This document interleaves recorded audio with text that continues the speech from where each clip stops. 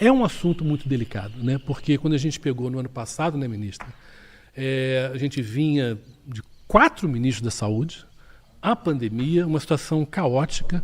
Então, presidente, eu acho que é uma área que, quando você quis convidá-la, era exatamente porque é uma área muito importante para o brasileiro e para a brasileira, né? Olha, entra ano e sai ano no Brasil, a saúde é sempre uma das coisas que mais mexe com os interesses do povo brasileiro. Sobretudo as pessoas mais humildes, que são pessoas que têm mais dificuldade de ter acesso a hospitais, a especialistas, ou seja. E nós temos o SUS que funciona dando uma extraordinária assistência às pessoas mais humildes desse país. Eu não sei se a Lívia soube, eu domingo estava assistindo um programa de televisão e passou um atendimento médico de um esquema de saúde, sabe, do Pantanal. E eu liguei para o BED para saber se a gente tinha o SUS ou não no Pantanal. E ele ficou de me fazer um levantamento quais a cidade do Pantanal que a gente tem o SUS. Eu acho que a gente tem o SUS em todos os municípios. Nós temos o SUS em todos os municípios. Então, Onília, veja, de quando você entrou, dia 1º de janeiro de 2003 até agora, o que você acha que já foi possível a gente sentir as melhoras na sua gestão como ministra da Saúde? É importante lembrar que você, acho que é a primeira ministra, não só o Serra, no governo Fernando Henrique Cardoso e você no meu governo, que não são médicos. São pessoas que não são médicas e que são ministras da Saúde. E eu escolhi você exatamente por isso, porque você era uma pessoa muito experimentada num centro de pesquisa como você... Esqueci o instituto. Fiocruz. Corta isso aqui e volta. Não, é porque eu acho que é o seguinte, eu acho que a Fiocruz é um exemplo de instituto de pesquisa no Brasil. E eu acho que, por essa razão, eu queria trazer você para o Ministério da Saúde. E com a certeza de que você ia fazer muito mais do que todos nós já tínhamos feito até então. Então, conta para nós, como é que você achou, sabe, o Ministério da Saúde, e como é que você diria que ele está hoje, no mês de dezembro, quando estamos para encerrar o nosso primeiro ano de mandato? Presidente, assim, primeiro, quando o senhor me convidou, eu senti exatamente essa visão da missão, né, de um país que vinha de um governo que não só não cuidou da população, e saúde é cuidado, como, além disso, fez uma péssima gestão da pandemia de Covid-19, com efeitos que nós sentimos até hoje. Então, até é difícil fazer uma linha e comparar, né, com ministros anteriores. Eu tenho uma dedicação de 37 anos à saúde, desde quando eu entrei na Fiocruz. É claro que a experiência do Ministério é muito diferente. E parte da experiência que eu tive na Fiocruz, principalmente na pandemia, foi ver a destruição que havia, principalmente a perda de confiança na coordenação que o Ministério da Saúde tem que fazer. O Brasil é um país continental, muito desigual, e precisa de ter essa coordenação. Então, eu encontrei, para dar assim, um quadro para o senhor, quadros técnicos totalmente desestruturados, quer dizer, pessoas qualificadas, muitas se aposentaram porque não viam condições de trabalhar. Nós não tínhamos o Programa Nacional de Imunização, que já fez 50 anos, que é um orgulho, né? Internacional. Internacional. Também nós tivemos que remontar, muitas pessoas saíram e estavam sem condições de funcionar. Não tínhamos uma área muito afetada pela pandemia, saúde mental. Nós estruturamos um departamento de saúde mental agora e estamos estruturando centros de atenção psicossocial em todo o Brasil. Isso significa alguns centros novos, mas também apoio a centros que não tinham nenhum apoio do governo federal. Ou seja, um governo federal omisso que não cuidava do que é a obrigação, né, constitucional de cuidar da nossa população e de coordenar esse sistema único de saúde. Que eu vejo como importantes avanços deste ano? Bom, primeiro dizer que muitas coisas nós realizamos e muitos resultados nós veremos melhor a partir do próximo ano, porque foi um ano em todo o governo de reestruturação. Poderíamos dizer que você plantou uma série de coisas novas, arrumou outras coisas que já existiam, Exato. mas que não estavam funcionando, e que o resultado disso começa a aparecer efetivamente em 2024. Com certeza, presidente. Nós já implantamos, retornamos com mais médicos, não é um programa tão importante na atenção básica, na atenção primária à saúde.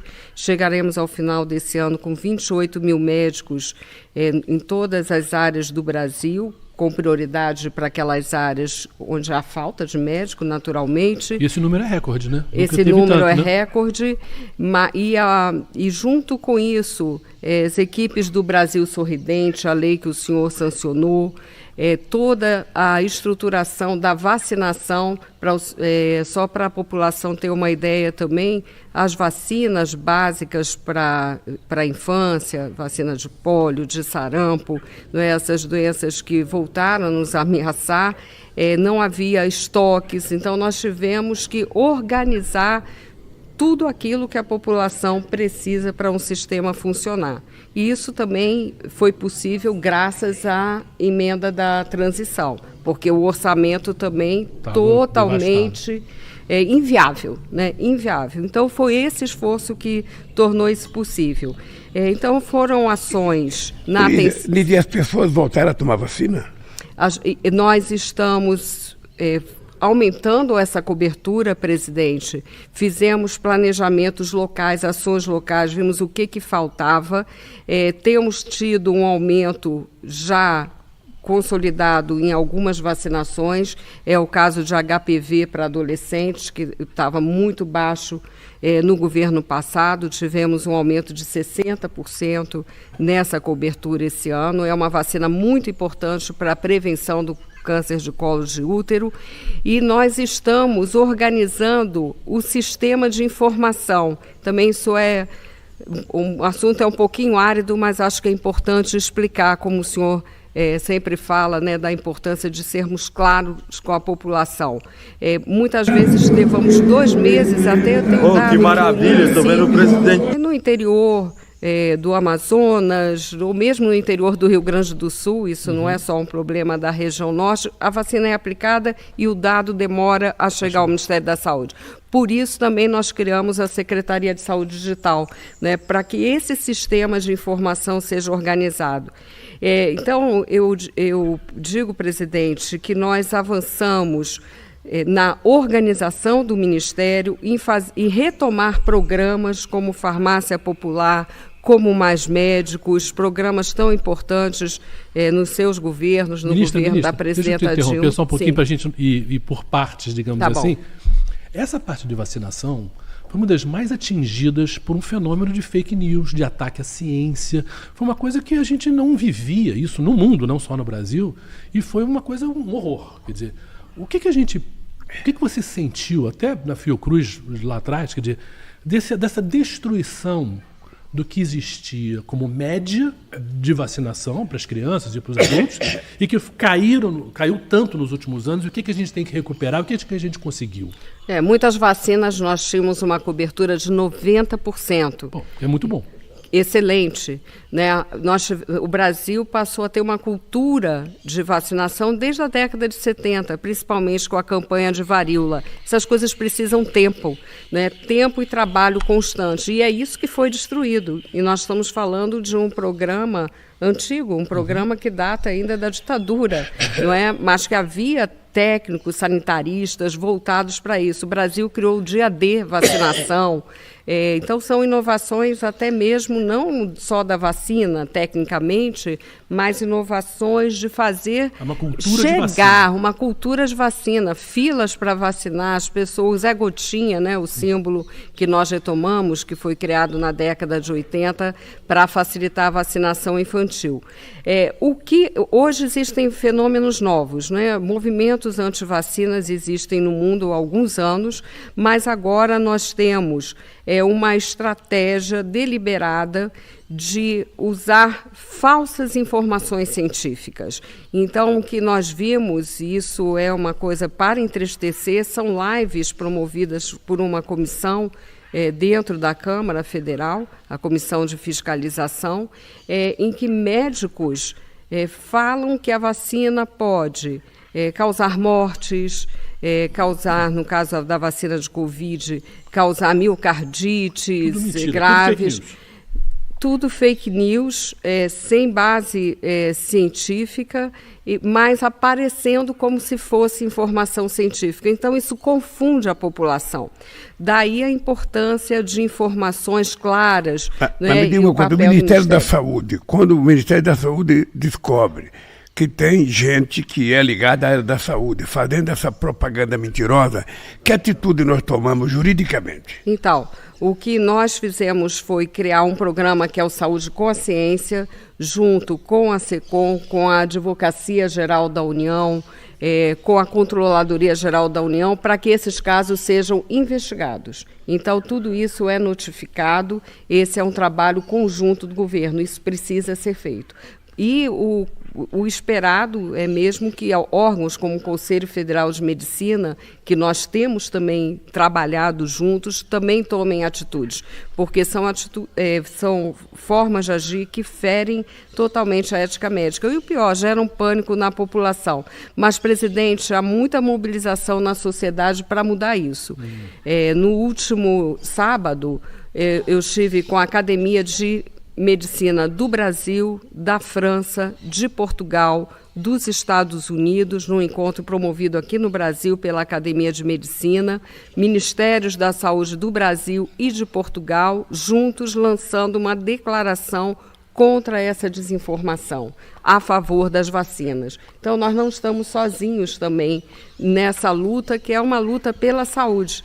Né, que é importante que a gente diga que é necessário criminalizar Sim. a pessoa que está contando mentira sobre uma questão tão importante que é a gente vacinar o povo brasileiro, sobretudo as crianças. Porque depois que a criança pega a doença, ou seja, aí não tem mais cura, aí é muito mais difícil. E quando você tem um fascínio qualquer, sabe, que resolve fazer propaganda contrária, nós temos que processá-lo criminalmente, porque não tem outra saída para você lidar com gente desse tipo negacionista. Eu conheço pessoas que eram contra as vacinas até perder a mãe. Aí quando perde a mãe, se arrepende de não ter dado a vacina na mãe. Outras que perderam o filho. Sabe? Então é importante que a gente tenha claro que a vacina é uma necessidade preventiva para evitar que coisa mais grave aconteça com os filhos da gente, com a nossa família. É só isso. O governo dá de graça, oferece de graça. O Brasil já foi tido durante muito tempo como o país que tinha a maior competência de vacinação no mundo. Sabe, nós temos um sistema de saúde que é o único país com mais de 100 milhões de habitantes que tem um programa universal como nós temos o SUS, que foi achincalhado durante muito tempo, desde a criação, e foi na pandemia que o SUS mostrou a importância dele, a valia dele e o heroísmo dos funcionários do nosso SUS. Ou seja, isso tudo agora está sendo aperfeiçoado. É contratação de mais gente, aumentar a equipe, melhorar o hospital, inclusive ajudar em Santa Casa, que os hospitais filantrópicos que estão em situações difíceis, que nós temos que ajudar, porque é muito importante o papel que eles têm, sobretudo em algumas cidades mais afastadas da capital. Portanto, eu acho, Olívia, que era importante. O farmácia popular passou de quantas para quantas pessoas, quantas famílias, quantos remédios a gente distribui hoje gratuitamente. Aqueles remédios, sobretudo aqueles de uso contínuo, para as pessoas que têm diabetes, para as pessoas que são hipertensas, pessoas que têm asma, ou seja, quantos remédios a gente está distribuindo? Nós são 11 remédios no Farmácia Popular que são distribuídos. Agora, nessa edição, todos os beneficiários do Bolsa Família recebem todos os medicamentos inteiramente gratuitos. Nós estamos com 180 novos municípios ao desse ano, principalmente nas regiões Norte e Nordeste, 80% Norte e Nordeste esse ano. É um dos programas mais queridos da população, mais apreciados, e a nossa ideia é aperfeiçoar cada vez mais. Mas os números desse ano são muito importantes, né, porque havia muitas farmácias descredenciadas. Todo esse trabalho nós fizemos esse ano. Então, hoje a gente pode dizer que são 22 milhões de brasileiros que são atendidos pelo Farmácia Popular, presidente. Olívia, uma coisa que poderia ser utilizada, que eu vou só dizer uma coisa aqui que eu senti. Antigamente, eu tinha um filho com asma. Eu, às vezes, 2 horas da manhã, ficava no ponto do ônibus, pegar ele, andar quase 40 minutos de ônibus para chegar lá, o médico dar um nebulização daquela máquina e ficar respirando. Aquilo não pode ter nos postos de saúde para as pessoas levarem para casa e depois devolverem. A gente não pode comprar aquele negócio de facilitar a respiração, sabe? De tomar oxigênio, a gente não pode fazer isso, sabe? Na UBS, Sim. A pessoa leva para casa, assina um papel, quando para uso, devolve. Uma crise, né? Em crise de asma, e o medicamento para asma também está no Farmácia Popular, mas sem dúvida, facilitar, né, a vida da pessoa, porque não tem sentido. Às vezes as pessoas pegam um ônibus, andam horas e horas. Quem está na capital, tudo bem. Mas quem está numa cidade do interior, quem trabalha numa fazenda, quem trabalha afastado, ou seja, ter que sair de casa para ir numa farmácia e às vezes não tem um dinheiro para comprar. E, com certeza, presidente, eu acho que também é muito importante que as unidades básicas de saúde estejam mais perto da população, né? E isso nós estamos ampliando, esse ano ampliamos, vamos continuar a ampliar. Também havia muitas unidades sem nenhum apoio do governo federal, que esperando há 4 anos um processo que chama habilitação, quer dizer, o governo federal reconhecer aquele serviço e dar um aporte. As prefeituras, as cidades no Brasil com muitas dificuldades, mas nós temos que fazer chegar a saúde mais perto da população. Presidente, eu queria aproveitar e dizer que nós também incorporamos vários medicamentos novos esse ano para HIV/AIDS, fizemos isso também para doenças infecciosas, para doenças raras, não é? Então nós estamos avançando nisso, que é a atenção farmacêutica, quer dizer, fazer ampliando com que os melhores medicamentos possam chegar também à população. Isso o Farmácia Popular é parte dessa assistência farmacêutica.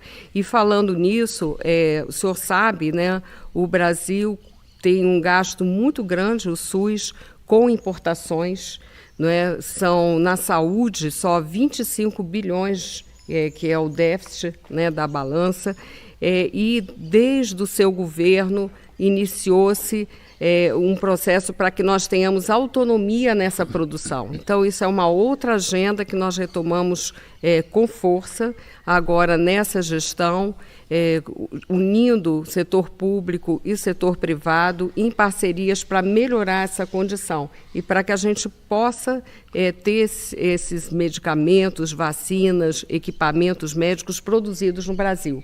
Não é? Isso também é parte do SUS, nem sempre é visto, mas isso é fundamental para que o SUS seja sustentável também, que a gente garanta esse acesso SUS, de né? saúde. Porque, na verdade, a gente sabe que você vai numa farmácia, você gasta um dinheirão, né? Em grande parte é porque é tudo importado. Né? Agora, a gente pode fazer aqui no Brasil. O que é importante, Show, o que é importante é que tem que todo santo dia falar, porque se não falar, as pessoas não sabem. Se as pessoas não sabem, as pessoas não usam. Então, Onísia, é muito importante. A comunicação é central. Eu morava numa rua em São Bernardo, que tinha 5... aqui tem farmácia popular. Aquelas que eram na farmácia que as pessoas compravam e só pagavam 10%. Você acredita que as pessoas que trabalhavam comigo não sabiam que aquela placa vermelha que tem farmácia popular era uma coisa feita pelo governo federal que dava desconto do remédio? Sim. Não sabiam.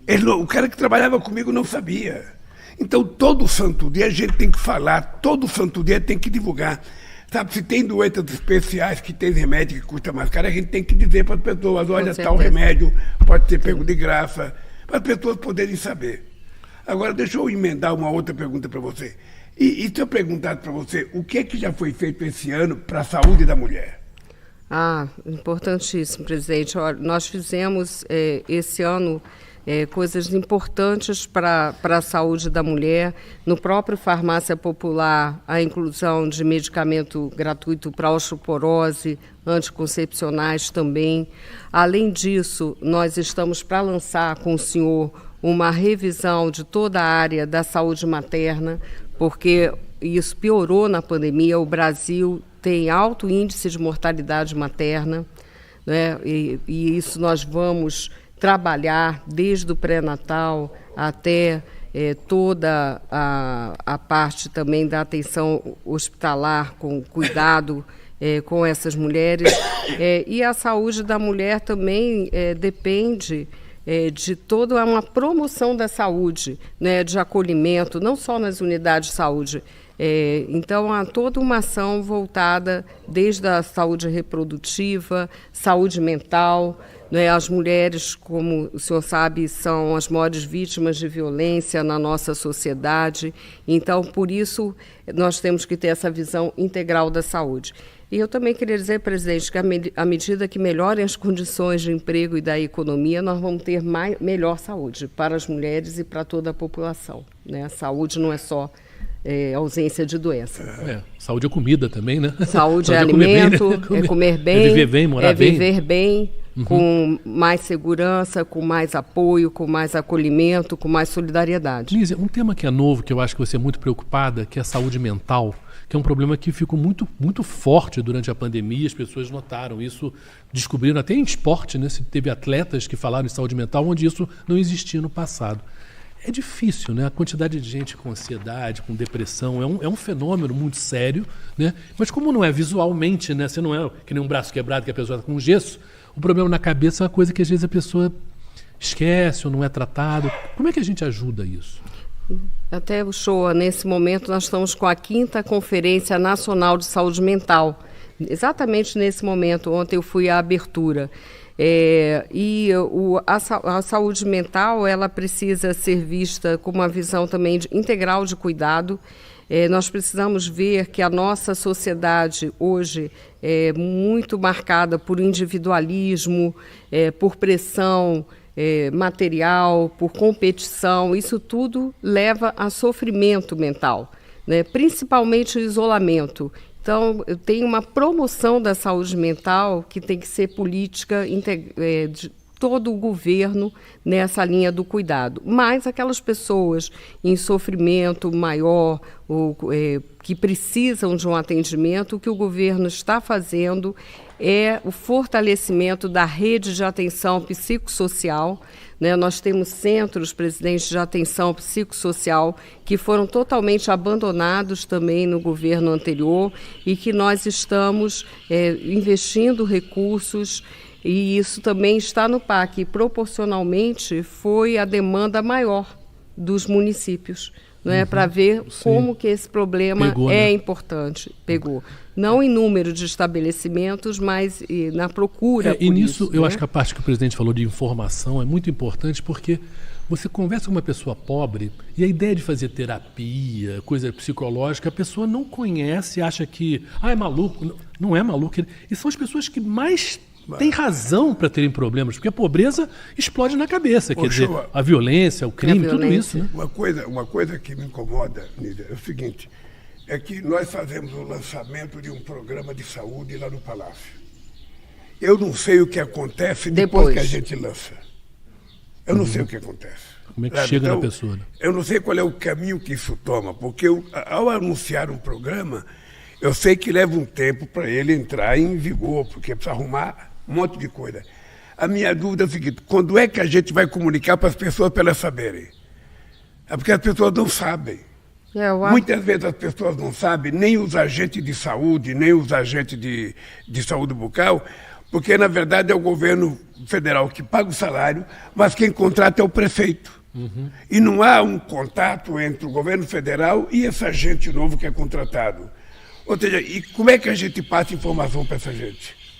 Como é que eles sabem que estão subordinados ao Ministério da Saúde, que a orientação é do Ministério da Saúde?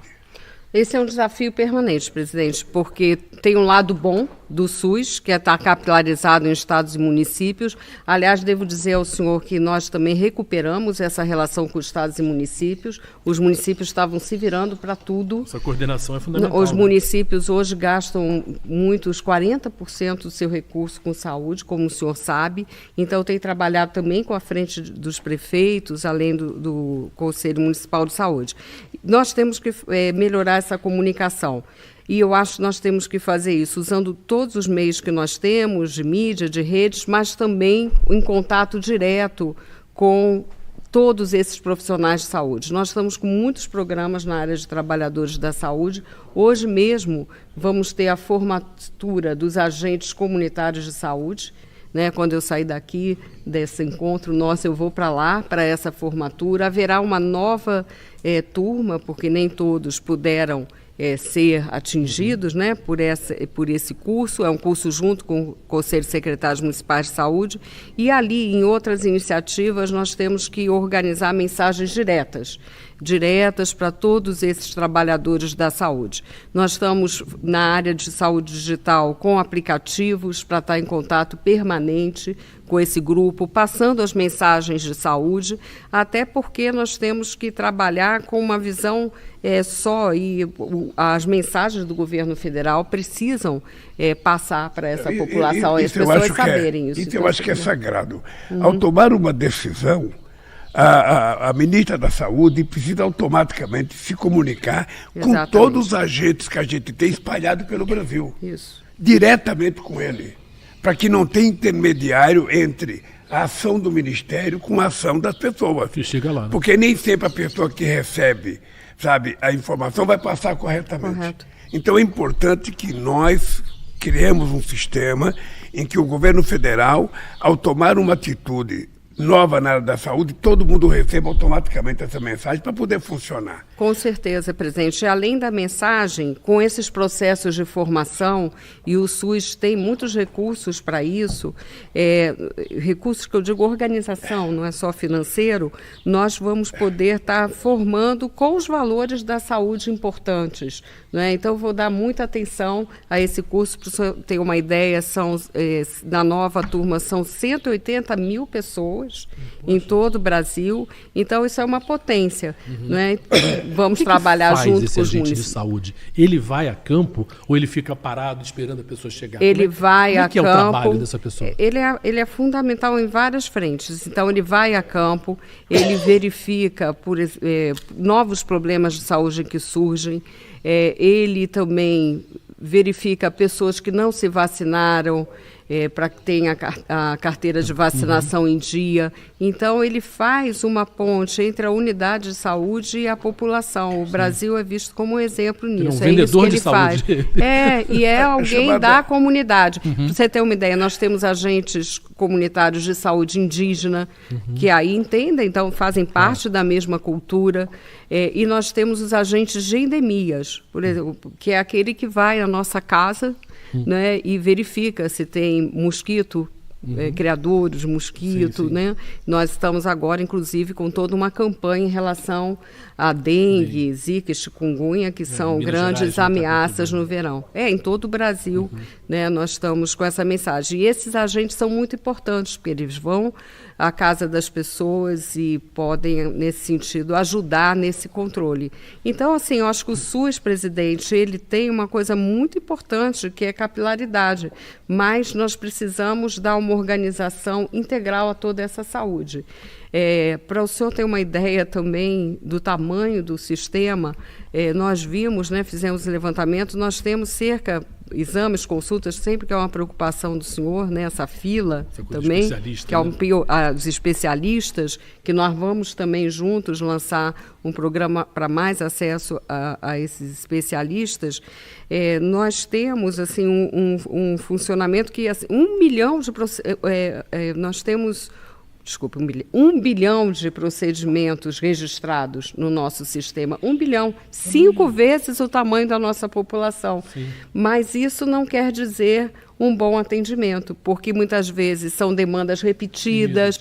O que nós queremos fazer, presidente? Essa é a nossa meta. A gente fala saúde para todos, tem que ser saúde de qualidade para todos. Então, com a saúde digital, que já apresentamos ao senhor, acompanhar todo aquele percurso do cidadão, da cidadã pelo SUS. Ele foi à atenção primária, ele precisa de mais um exame, esse exame foi feito, o acesso ao especialista naquelas áreas mais remotas. A pessoa pega o CPF dela ali, tem toda a história ali dela, né? O uso da telesaúde em apoio, mas sempre com a atenção primária organizando isso.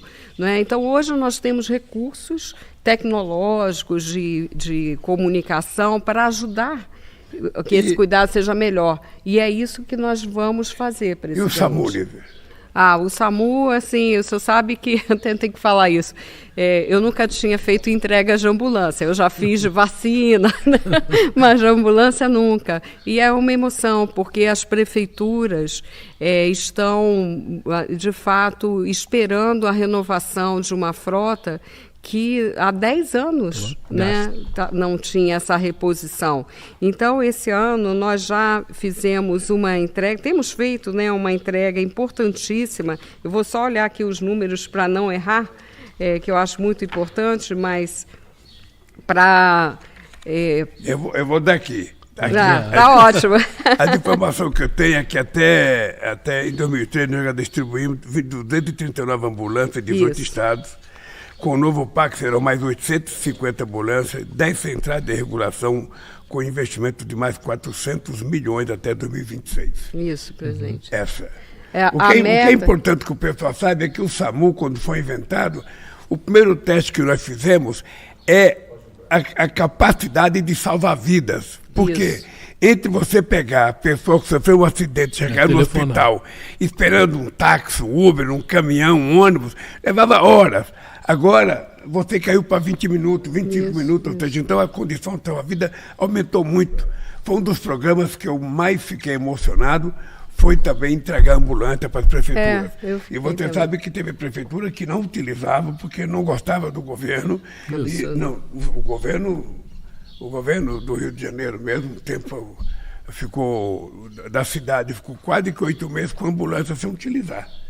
Então é importante, Olívia, que a gente tenha em conta o seguinte, olha, nós vamos terminar o nosso programa, mas eu queria que você soubesse o seguinte, a saúde, ela é uma coisa que está no dia a dia do nosso povo. Então o povo, por mais que a gente fizer, por mais que a gente contratar médico, por mais que a gente criar programa, pode ter certeza que o povo vai estar sempre exigindo mais, sempre precisando de mais, sempre, porque tem muitas inovações, tem muitas revoluções científicas que o povo precisa modernizar o atendimento dele. Eu, quando brigo com a Anísia sobre especialistas, ou seja, brigar é uma forma simpática de dizer que eu converso com ela, que é uma pessoa que eu respeito muito, é porque o povo pobre, ele vai no médico, sabe, aí o médico pede para ele passar no oftalmologista, no otorrino, sabe, e aí ele espera 9 meses, 10 meses, fica com a receita em casa e não consegue chegar porque não tem. Então o que eu quero é que a gente faça um convênio, sabe, o SUS de mais recursos, para que a gente possa, a pessoa, ao sair do atendimento básico e tiver que procurar um especialista, que ele vá onde ele quiser, na rua, que ele, no bairro dele, na cidade dele, que não precise ficar esperando 10, 11 meses, porque às vezes a morte chega primeiro do que a cura. Não, o senhor tem toda a razão, isso precisa ser feito. Agora, por isso que eu falei para o senhor, a gente tem que cuidar, e isso não é feito, nem no sistema público, nem no privado. Isso é um grande desafio, cuidar de todo esse processo, né? Que a pessoa seja cuidada na atenção primária, que se precisa do exame, que seja feito no tempo certo. O grande desafio são esses exames, né? Mais do que se tiver que fazer uma cirurgia, algo assim, não é o tempo maior de espera. E então nós vamos fazer isso.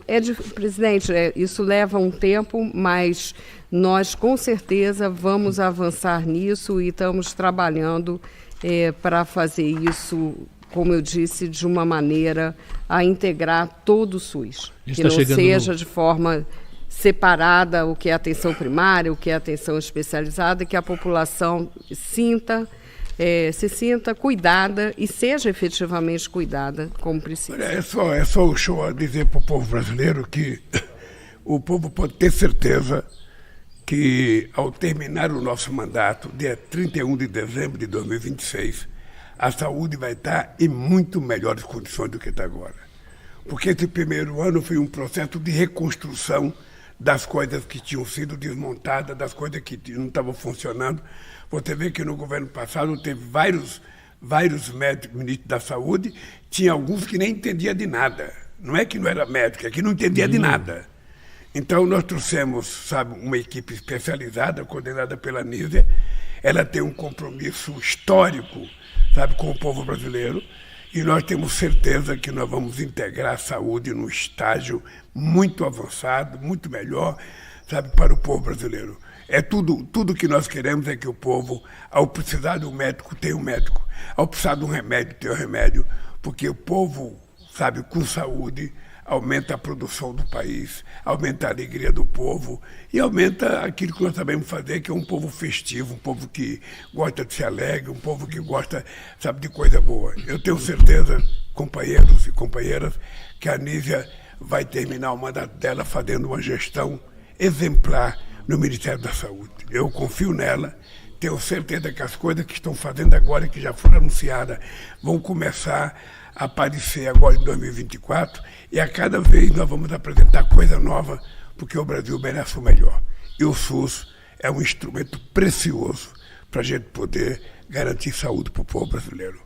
Um abraço para vocês e até a nossa próxima conversa com o presidente.